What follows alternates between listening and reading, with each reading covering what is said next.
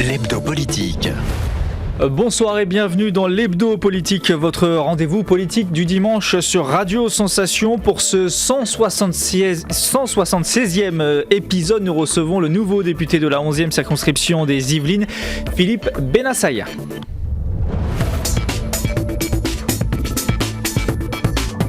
L'hebdo politique.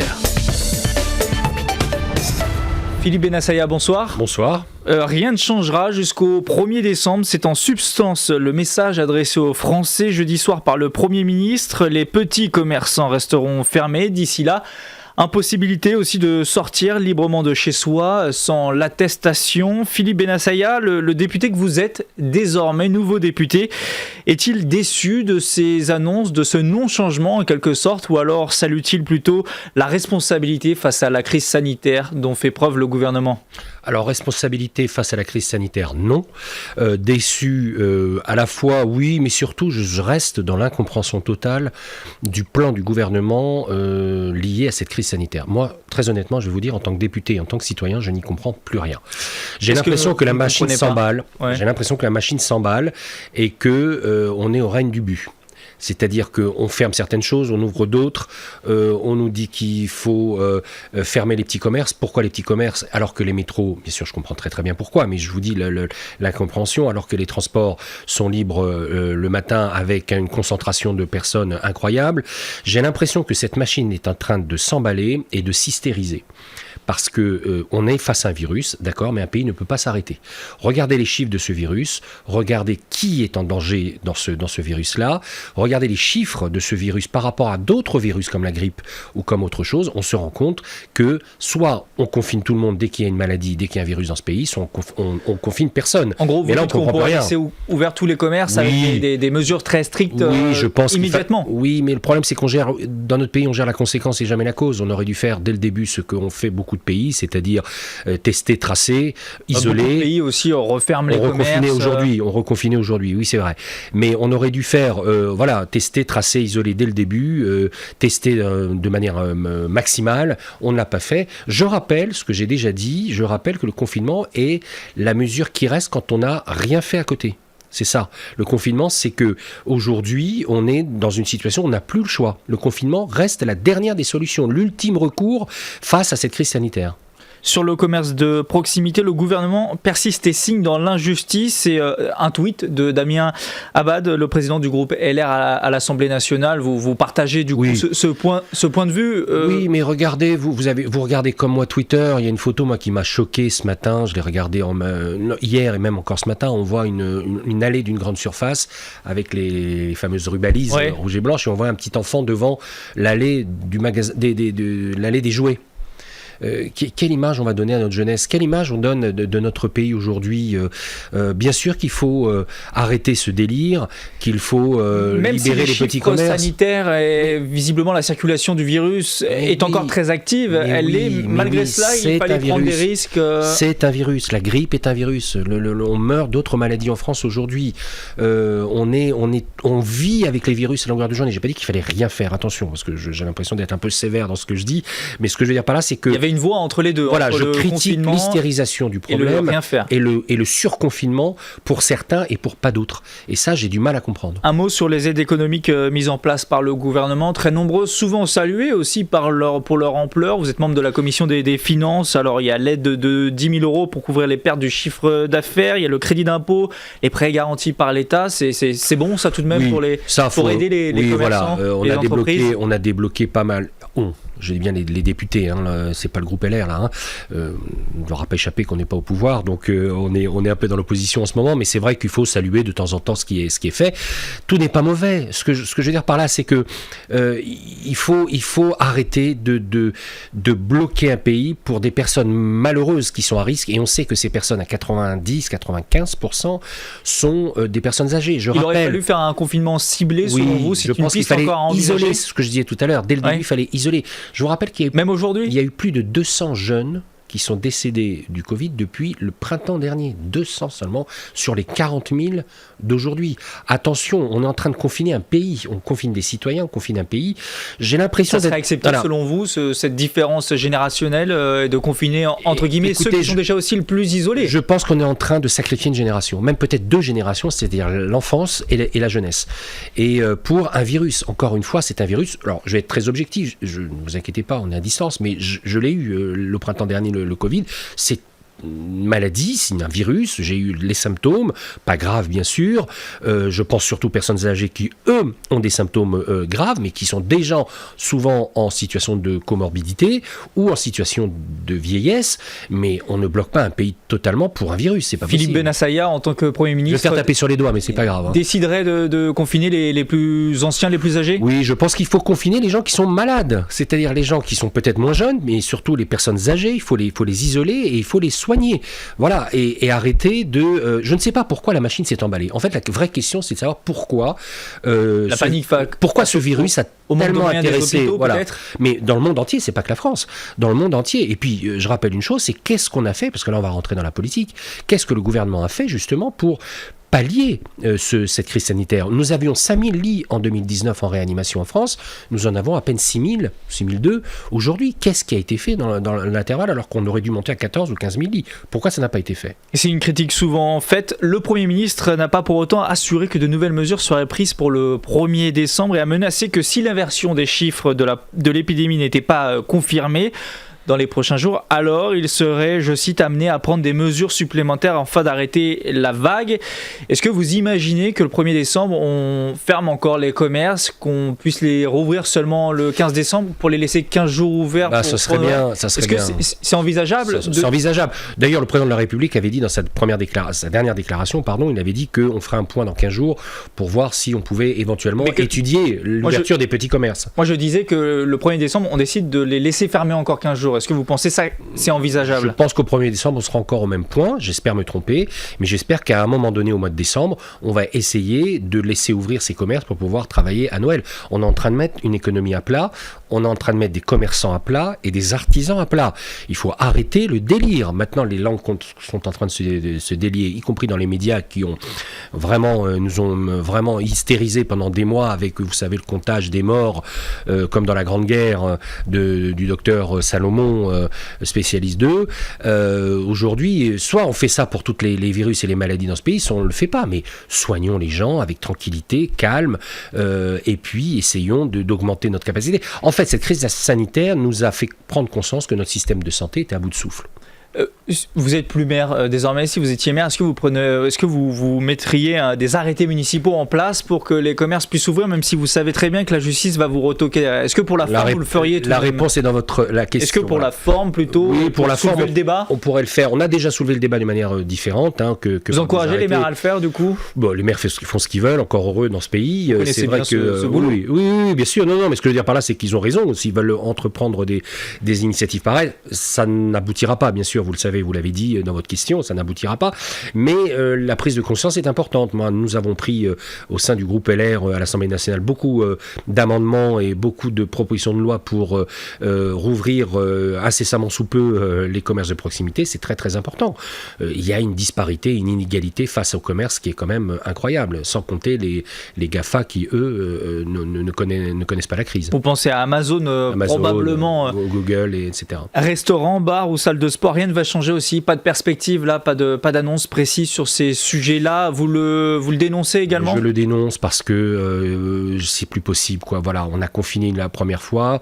On a, nous, en tant que maire, à l'époque, respecté les distanciations, les gestes barrières. On a acheté les gels, on a acheté des masques. Je rappelle que la ville de Bois-d'Arcy, par exemple, a acheté 60 000 masques cette année et nous avons dépensé sur notre budget près d'1 million d'euros à cause de la crise sanitaire.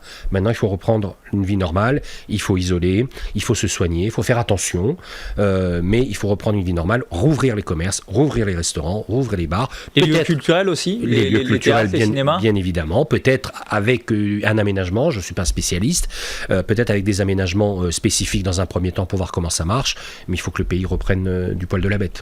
pas de changement aussi en vue pour les Français quant à leur liberté. Il faudra au moins pour un mois encore avoir une attestation, rester dans un rayon d'1 kilomètre autour de chez soi, avec une perspective d'allègement tout de même pour Noël. C'est la voix exprimée par Jean Castex jeudi soir pour Noël.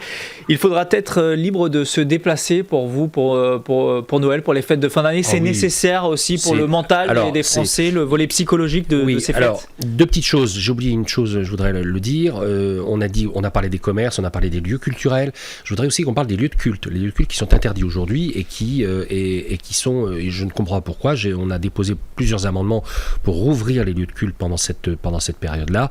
Je trouve qu'il faut rouvrir tout, y compris les lieux de culte. Maintenant, transition avec Noël. Là, des libertés les plus fondamentales. Est-ce que vous pensez qu'à Noël, il faudra circuler librement où l'on veut en France ? Je pense qu'il faut un peu d'humanité dans cette période de Noël, laisser les familles se réunir. On entend qu'il faut même porter le masque maintenant en famille pour ne pas... Non, il faut arrêter la machine s'emballe.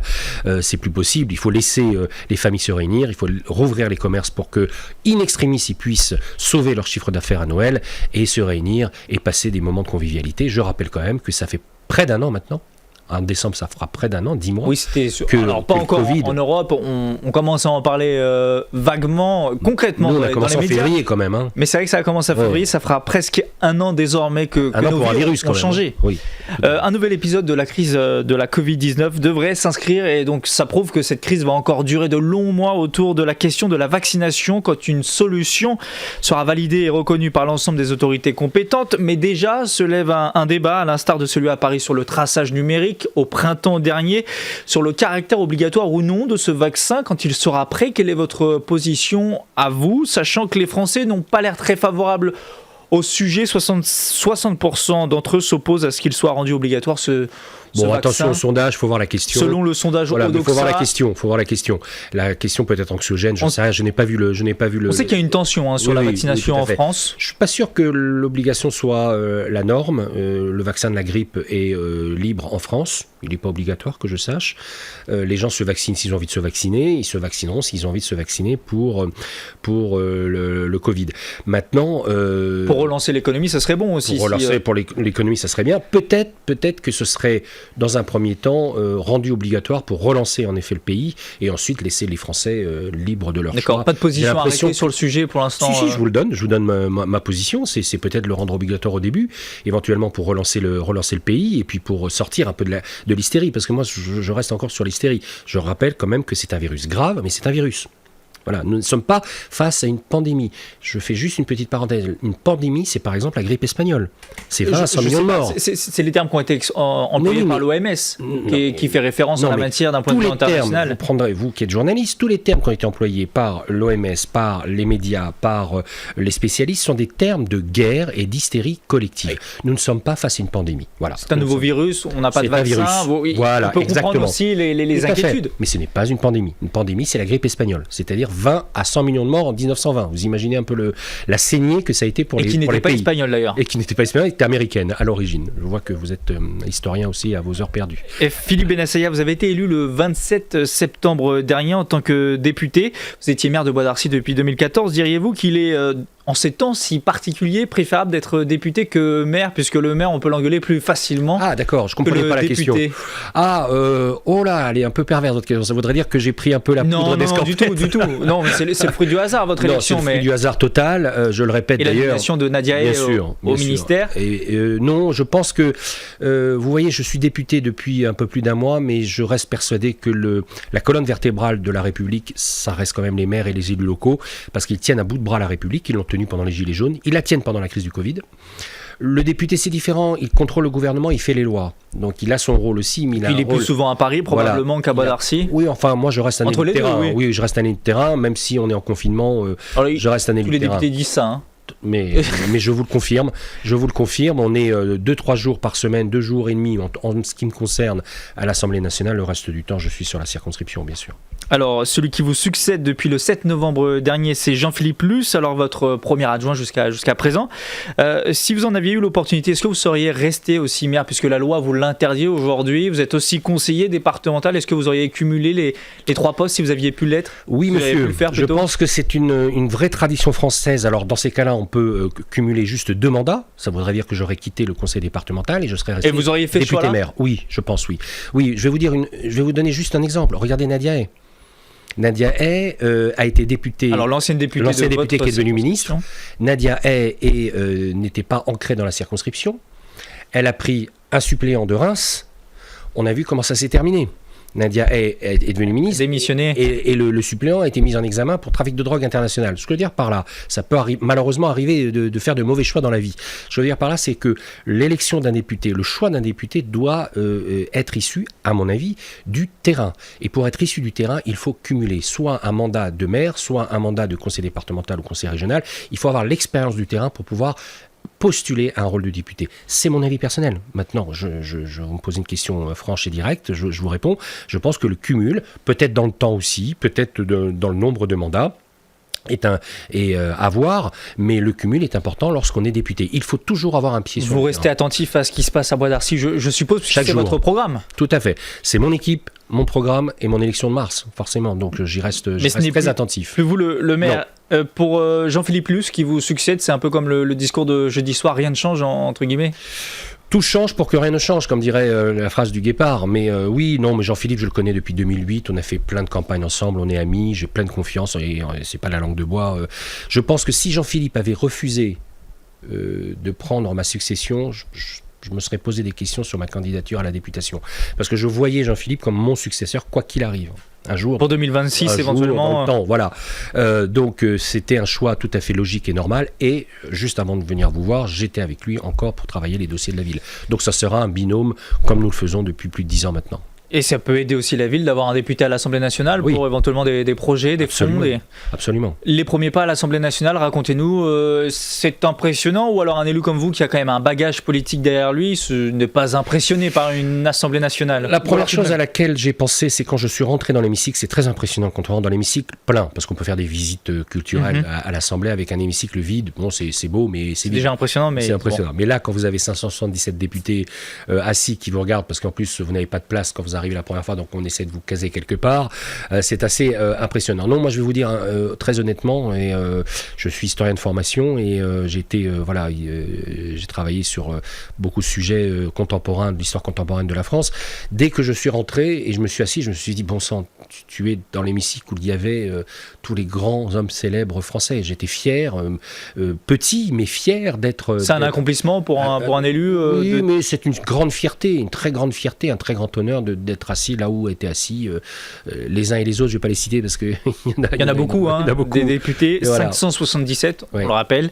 Vous siégez au sein de la commission des finances. Première prise de parole dans l'hémicycle, c'était le mardi 6 octobre dernier, très rapidement après votre élection. Vous interrogez alors le gouvernement quant à son action contre la radicalisation islamiste de certains détenus. Vous étiez le maire de Bois d'Arcy, il y a une prison, on le sait, sur votre territoire. On écoute une partie de votre intervention. Peut-être dans votre projet de loi. Je veux parler des prisons. Oui, aujourd'hui, la prison est devenue à l'intérieur un accélérateur de radicalisation et à l'extérieur un diffuseur de séparatisme. 500 détenus le sont pour des faits en lien avec le terrorisme islamiste. 1500 autres de droit commun sont connus comme radicalisés selon l'excellent rapport de mon collègue Éric Diard et ses propositions concrètes.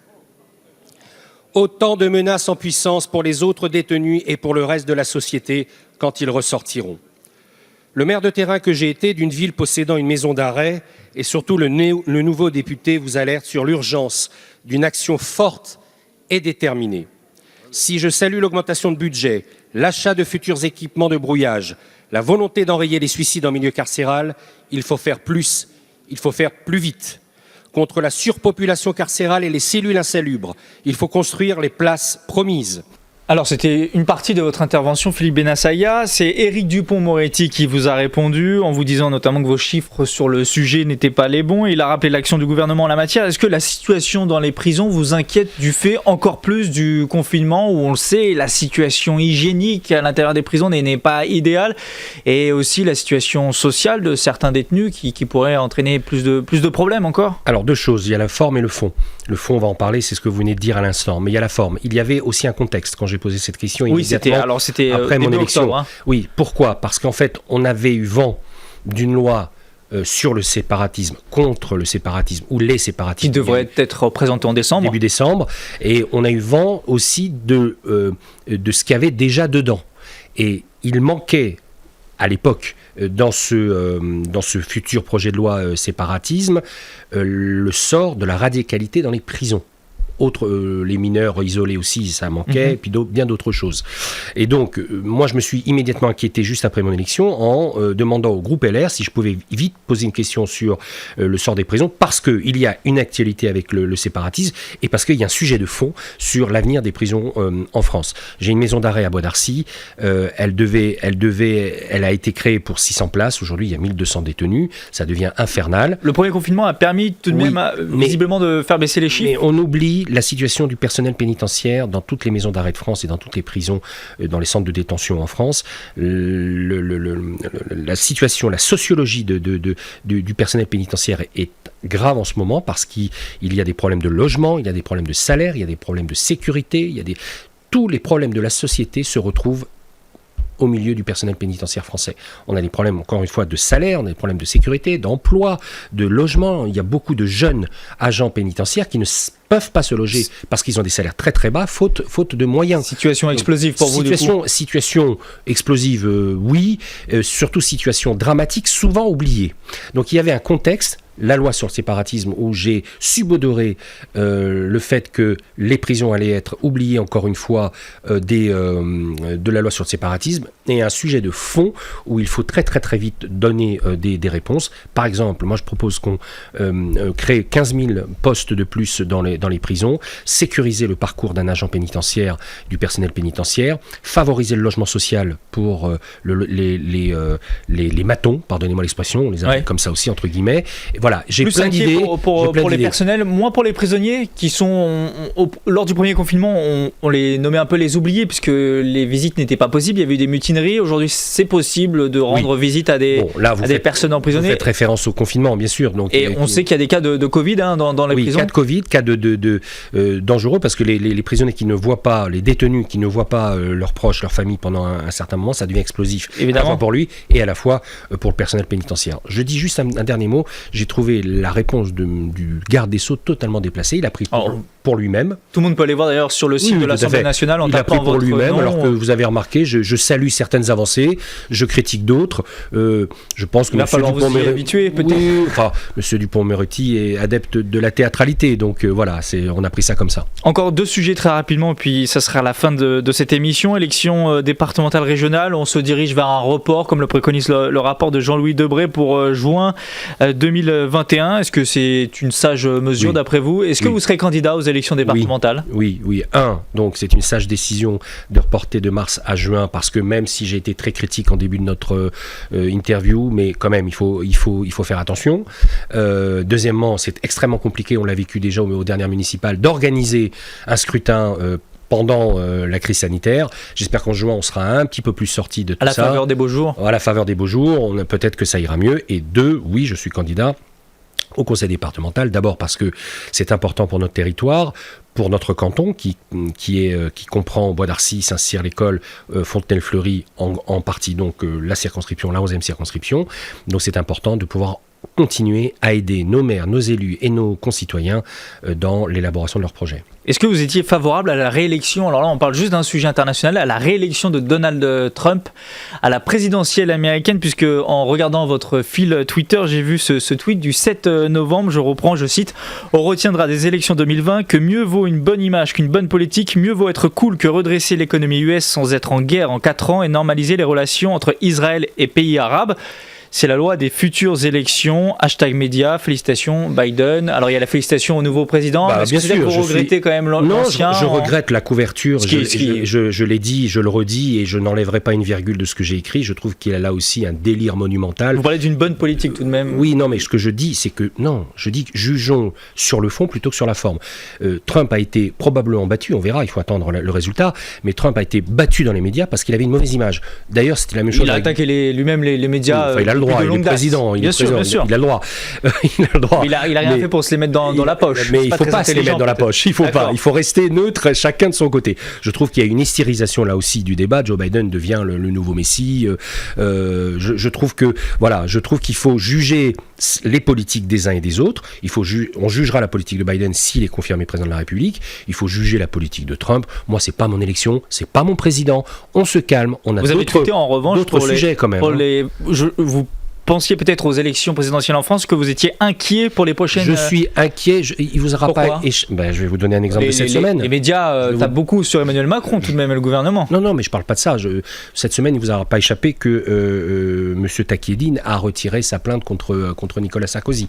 Une élection présidentielle a été globalement faussée à cause d'un acharnement de juges et d'auxiliaires médiatiques qui font que, de temps en temps, je suis inquiet, d'où mon tweet, sur la teneur et la couverture des prochaines élections présidentielles. Je voudrais que le peuple s'exprime en France sans forcément qu'il y ait à chaque fois de la part des médias cette espèce de série Netflix qu'on nous balance à longueur de journée sur les polémiques des uns et des autres en période électorale. On verra ce qu'il en sera on se calme pour 2022. Et Merci. on se détend. Merci à vous. Philippe Benassaïa d'avoir répondu à nos questions. Je rappelle que vous êtes le nouveau député LR de la 11e circonscription des Yvelines. L'hebdo politique, c'est fini pour ce dimanche. Vous pouvez retrouver cette émission en podcast audio et vidéo sur notre site internet, applications et réseaux sociaux. Bonne semaine et à dimanche prochain sur Sensation.